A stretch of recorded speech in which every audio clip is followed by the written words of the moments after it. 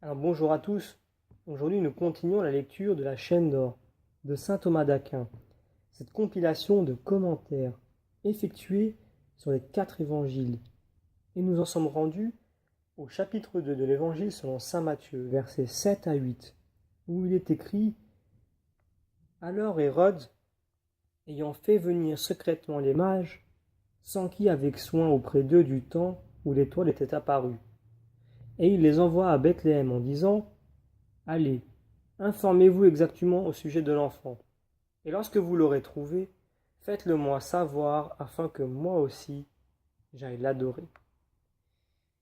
Et le premier à commenter, dans notre compilation, se trouve être saint Jean Chrysostome, où il dit: Hérode, se trouvant en présence d'une réponse que rendait doublement probable et le témoignage des prêtres et l'autorité des prophètes, ne se détermine pas à rendre hommage au roi qui doit naître, mais il se laisse aller au coupable désir de s'en défaire par ruse.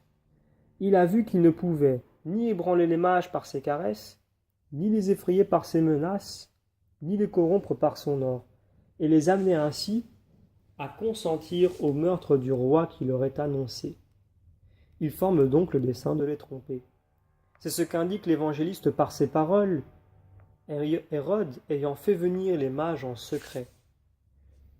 Il les appelle en secret parce qu'il se défiait des Juifs et qu'il craignait que le désir d'avoir un roi de leur nation ne fût pour eux un motif de trahir ses desseins.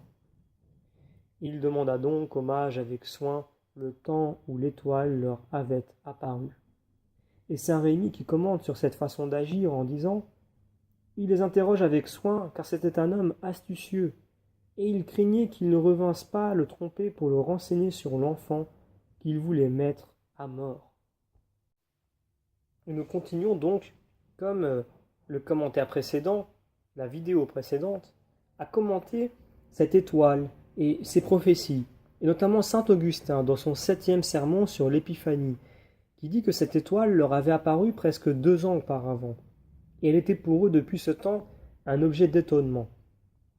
Il faut donc admettre qu'ils n'apprirent ce que signifiait cette étoile qu'ils voyaient depuis longtemps qu'à la naissance de celui qu'elle figurait, et c'est après qu'il leur fut révélé que le Christ était né que les mages vinrent de l'Orient, et qu'ils adorèrent le 13e jour celui dont ils avaient appris la naissance quelques jours auparavant.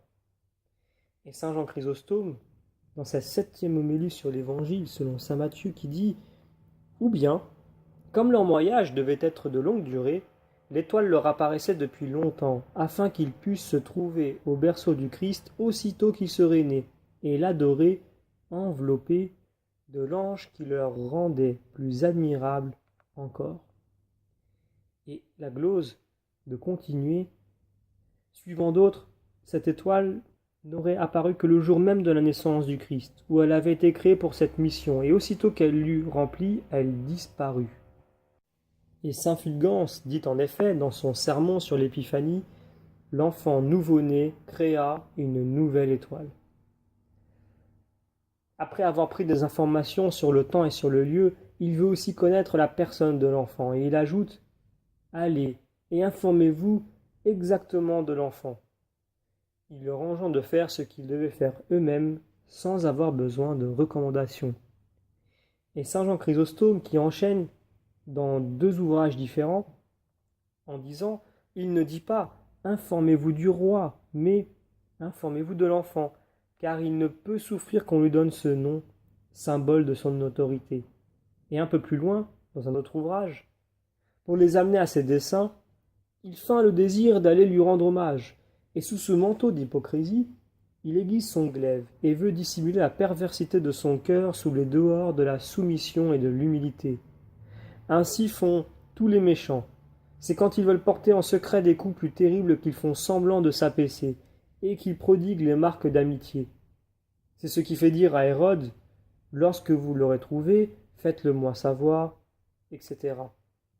Et saint Grégoire, qui nous commande cette attitude d'Hérode en disant, dans sa 10e homélie sur les évangiles: Il feint de vouloir l'adorer, pour pouvoir plus facilement le mettre à mort, s'il vient à le trouver.